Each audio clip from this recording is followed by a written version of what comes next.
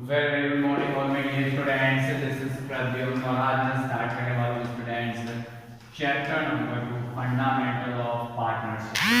Okay, so students हम fundamental of partnership में सबसे पहले आज हम बात करेंगे profit and loss account, P and L account and P and L appropriation account. पहले हम एक बार ये समझ लेते हैं, ठीक है ना।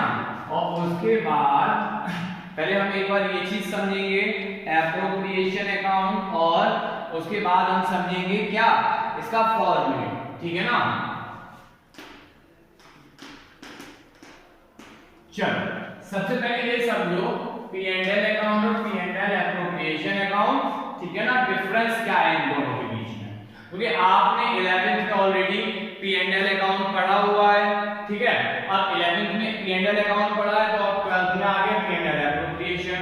तो ऐसे क्या है आपके डिफरेंसेस हैं इन दोनों के बीच में, ये हमें यहाँ से समझने होंगे। सबसे पहले मैं अगर बात करूं स्टेज ऑफ प्रिपरेशन की, ठीक है ना, मेरे साथ में आप याद भी करते जाइए स्टेज ऑफ प्रिपरेशन, ठीक है ना। अब स्टेज ऑफ प्रिपरेशन ये कब कब बनाए जाते हैं, कहां बनाएंगे, स्टेज क्या होगी। तो अगर हम पी एंड एल की बात करेंगे तो पी एंड एल अकाउंट कब बनेगा, पी एंड एल अकाउंट बनेगा सबसे पहले भाई हम क्या करते थे, ट्रेडिंग बनाते थे, तो पी एंड एल अकाउंट बनेगा आफ्टर ट्रेडिंग अकाउंट, ठीक है ना। अगर हम बात करें पी एंड एल एप्रोप्रिएशन की, भाई सबसे पहले हमने बनाया ट्रेडिंग, फिर बनाया पी एंड एल। अब बात करते हैं पी एंड एल एप्रोप्रिएशन, तो पी एंड एल एप्रोप्रिएशन बनाते हैं after P and L account, ठीक है ना। तो यहां से क्या चीज है, हमें चीज क्लियर हो जानी चाहिए। पहले ट्रेडिंग अकाउंट बनाएंगे, ट्रेडिंग के बाद पी एंड एल, और पी एंड एल के बाद हम बनाएंगे P and L appropriation account, ठीक है। अब होगा क्या भाई, सबसे पहले जब हम पी एंड एल बना रहे होंगे तो पी एंड एल बनाने के लिए हमारे पास ग्रॉस प्रॉफिट ट्रेडिंग अकाउंट से ट्रांसफर होके आएगा, और पी एंड एल एप्रोप्रिएशन जब बनाएंगे तो पी एंड एल अकाउंट से नेट प्रॉफिट हमारे पास ट्रांसफर होके आ जाएगा। अब सेकंड पॉइंट है ऑब्जेक्ट। देखो थ्योरी भी यही याद कर लेनी है, थ्योरी घर पे जाके अलग से नहीं रटनी, ठीक है। कोई डाउट हो तो पूछ लेना, है ना। अब बात करेंगे हम ऑब्जेक्टिव की। अब ऑब्जेक्टिव की जब हम बात करेंगे तो पी एंड एल अकाउंट बनाने का ऑब्जेक्टिव क्या होता है कि भाई ग्रॉस प्रॉफिट हमें पता चल गया है, अब हम नेट प्रॉफिट कैलकुलेट कर लें कि नेट प्रॉफिट क्या आएगा, ठीक है। और अगर हम P and L appropriation account बनाते हैं तो जब पी एंड एल अकाउंट से हमें नेट प्रॉफिट पता चल गया, अब हमें ये देखना है कि जो नेट प्रॉफिट है उसको हम पी एंड एल एप्रोप्रिएशन में कैसे डिस्ट्रीब्यूट कर देंगे। भाई क्यों, क्योंकि पी एंड एल एप्रोप्रिएशन में हम क्या देंगे, सैलरी दे रहे होंगे पार्टनर्स की, इंटरेस्ट ऑन कैपिटल पे कर रहे होंगे, रिम्यूनरेशन दे रहे होंगे, ठीक है ना, ये सारी चीजें पे कर रहे होंगे। तो इसलिए हम किस भाई क्या रूल रहेगा, कैसे देंगे, ये सब कहां देखते हैं, ऑब्जेक्टिव है कि हम सैलरी दे दें, इंटरेस्ट ऑन कैपिटल दे दें, अगर इंटरेस्ट ऑन ड्राइंग्स रिसीव हो रहा है तो उसको रिसीव कर लें, यानी कि जो भी नेट प्रॉफिट है उसको पार्टनर्स में हम डिस्ट्रीब्यूट कर देंगे। बात करते हैं हम नेचर ऑफ आइटम की। थर्ड पॉइंट में हम बात करेंगे नेचर ऑफ आइटम्स की। तो जरा देखिए, हमने बात की पहले पी एंड एल अकाउंट की, तो पी एंड एल में हम क्या करते हैं, जो भी एक्सपेंडिचर है वो सबको डेबिट कर देंगे, और जो भी इनकम है हम उसको क्रेडिट कर देते हैं, और लास्ट में भाई पहले हमने ग्रॉस प्रॉफिट ऑलरेडी ट्रांसफर कर रखा है, एक्सपेंसेस डेबिट किए, इनकम क्रेडिट की, लास्ट में हमें नेट प्रॉफिट पता चल गया।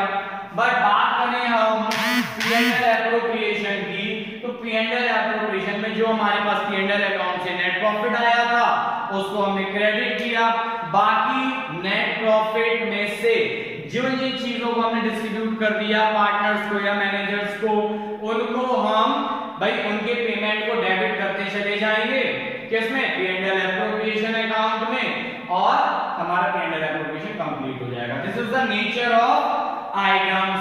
नेक्स्ट पॉइंट आता है पार्टनरशिप डीड और एग्रीमेंट। तो यहां पर देखिए स्टूडेंट्स, बात कर रहे हैं पार्टनरशिप डीड ओके, एंड या फिर एग्रीमेंट भी। अब जरा देखिए मेरी बात को समझे, यहां पर पार्टनरशिप डीड की बात करते हैं अगर हम, तो पार्टनरशिप डीड P&L अकाउंट के इनकम और एक्सपेंडिचर्स पे कोई भी रूल्स एंड रेगुलेशंस नहीं क्या करता, पुट करता है, ठीक है। अगर हम बात करेंगे P&L एप्रोप्रिएशन अकाउंट की, तो यहां पर हमें एग्रीमेंट और पार्टनरशिप डीड से पता चलेगा, क्या पता चलेगा कि इंटरेस्ट ऑन कैपिटल क्या है, ठीक है ना, इंटरेस्ट ऑन कैपिटल क्या है, सैलरी देनी है या नहीं देनी है, रिम्यूनरेशन पे करना है या नहीं करना है, ठीक है, और अगर सैलरी देनी है तो किन किन पार्टनर्स को देनी है, ठीक है, हर चीज, या इंटरेस्ट ऑन कैपिटल है तो उसका रेट क्या है, ठीक है, इंटरेस्ट ऑन लोन कहीं हो पे करना पड़ रहा है तो उसका रेट क्या, मींस हर चीज का हमारे पास पार्टनरशिप डीड और एग्रीमेंट से क्या हो जाएगा, क्लियरिफिकेशन हो जाएगा, यानी कि पार्टनरशिप डीड और एग्रीमेंट के थ्रू ही P&L एप्रोप्रिएशन हम आगे प्रिपेयर करते हैं। चलिए अब हम बात कर लेते हैं एक बार फॉर्मेट की, फॉर्मेट P&L एप्रोप्रिएशन का भाई। तो देखिए मेरे साथ यहां पर फॉर्मेट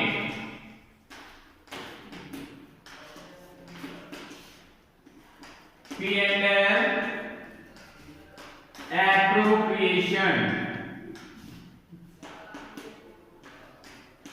अकाउंट, जरा देखिए फॉर्मेट तो सबको लगभग ड्रॉ करना आता ही होगा, बस मैं फटाफट से रिवाइज करा रहा हूं। आई होप आप में से किसी को इन चीजों में दिक्कत होगी नहीं, बट अपने को क्या करना है भाई, रिवीजन करना है और टेस्ट करना है, बस इससे ज्यादा कुछ नहीं करना, और मैक्सिमम हमें इस क्लास में टेस्ट ही लेने हैं, ठीक है, और कोई काम नहीं करना, क्योंकि पढ़ाई आप लोगों की अच्छी चल रही है ना, पढ़ाई में कोई प्रॉब्लम नहीं है। तो अब हम फटाफट से फॉर्मेट देखते हैं, फिर हम कुछ होमवर्क के लिए क्वेश्चंस देंगे जिनको आपको सॉल्व करके लाना है, याद रखिएगा। देखिए सबसे पहले मैंने क्या बताया था आपको, हमें नेट प्रॉफिट गिवन होगा, ठीक है ना, नेट प्रॉफिट जब गिवन होगा तो कहां से आएगा, P&L अकाउंट से, P&L अकाउंट से हमें नेट प्रॉफिट गिवन था तो हम सीधे लिख देंगे by P&L account, by profit and loss account. जरूरी नहीं है कि आपके पास प्रॉफिट ही गिवन हो, भाई नेट लॉस भी तो हो सकता है, हम लिख देंगे टू P&L अकाउंट, भाई लॉस है तो डेबिट कर दो, जो भी चीज हो, भाई प्रॉफिट हुआ क्रेडिट, लॉस था तो डेबिट। अब इसके बाद हम बात करेंगे आगे, हो सकता है हमारे पास यानी कोई भी पार्टनरशिप फर्म है उसको इंटरेस्ट ऑन ड्राइंग रिसीव हो रहा हो, तो bye interest on drawings, okay, ये लीजिए हमने मेंशन कर दिया। बस ध्यान रखना इंटरेस्ट ऑन ड्राइंग की अगर हम बात करेंगे तो जो भी आपके A B X Y Z या जो भी पार्टनर हो उनके नाम हम यहाँ मेंशन करेंगे, ए या बी, ओके, और इनकी अमाउंट को हम मेंशन करेंगे, टोटल करेंगे और अमाउंट कॉलम में पुट कर देंगे। बस क्रेडिट साइड इनके अलावा कुछ आना ही नहीं, बस ये दो ट्रांजैक्शन आएंगे, इससे ज्यादा नहीं आएगा क्रेडिट में। अब जो भी चीजें आएंगी डेबिट में आएंगी, जिसका भी कॉन्सेप्ट वीक है वो रट लो इस बात को, प्रॉफिट आएगा अगर नेट प्रॉफिट हम बाय P&L अकाउंट, लॉस आया तो to P&L account, interest on drawings given होगा हम क्रेडिट कर देंगे, बात खत्म। इसके अलावा कोई भी ट्रांजैक्शन क्रेडिट नहीं होगा, ठीक है ना। जिनको आता है तो ये बहुत अच्छी बात है, जिसको नहीं आता वो इसको रट लो, बात ही खत्म हो जाती है, ठीक है। कहीं भी अगर एग्जाम में आता है तो आप इसी फॉर्मेट को अडॉप्ट कर लें, बहुत इजी, कोई दिक्कत की बात नहीं। आगे देखिए सबसे पहले हम बात करेंगे टू इंटरेस्ट ऑन कैपिटल की, टू इंटरेस्ट ऑन कैपिटल की जब हम बात करेंगे तो सपोज हम यही दो पार्टनर ले लेते हैं, ए एंड बी, बस, ठीक है ना, तो इनकी जो भी इंटरेस्ट की अमाउंट होगी उनको हम मेंशन करेंगे और अमाउंट कॉलम में पुट कर देंगे। इसके बाद हम देखेंगे अगर किसी भी पार्टनर को सैलरी मिल रही है तो टू पार्टनर्स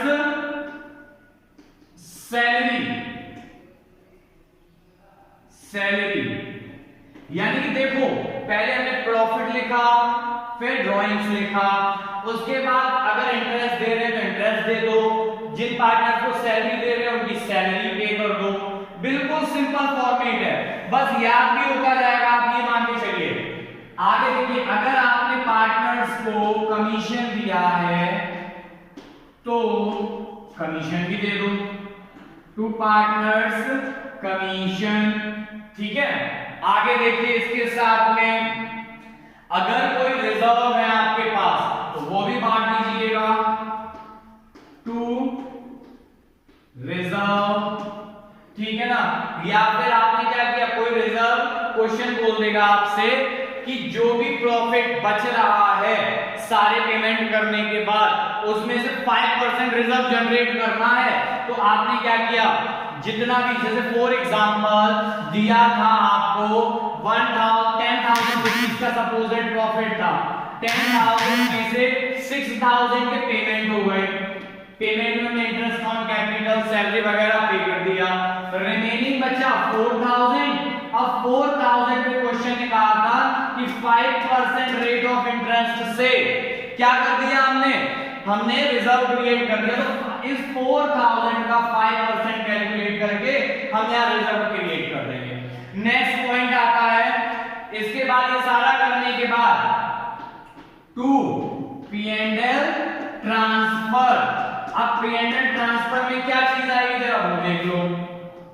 P&L ट्रांसफर में आएगा ये सारा कुछ कंप्लीट करने के बाद क्रेडिट साइड का आप टोटल लगाएंगे, डेबिट साइड का आप टोटल लगाएंगे, जो टोटल बचेगा बस उसी टोटल को हम A's capital account and B's capital account में क्या कर देंगे, डिस्ट्रीब्यूट कर देंगे, बस उसके प्रॉफिट शेयरिंग रेशियो में, ठीक है ना। आई होप स्टूडेंट्स आपको ये P&L एप्रोप्रिएशन का पूरा फॉर्मेट समझ आ गया होगा। मैं आप लोगों को क्वेश्चन बता दूं, P&L एप्रोप्रिएशन अकाउंट के ही क्वेश्चन मैंने क्वेश्चन नंबर 11, 12, 13, 14, 15, 16 ये 6 क्वेश्चन दिए हैं, ठीक है ना। क्वेश्चन नंबर 11, 12, 13, 14, 15 एंड 16, बस ये क्वेश्चन है, 6 क्वेश्चन आप सॉल्व करेंगे और मुझे आज ही शाम को व्हाट्सएप करेंगे।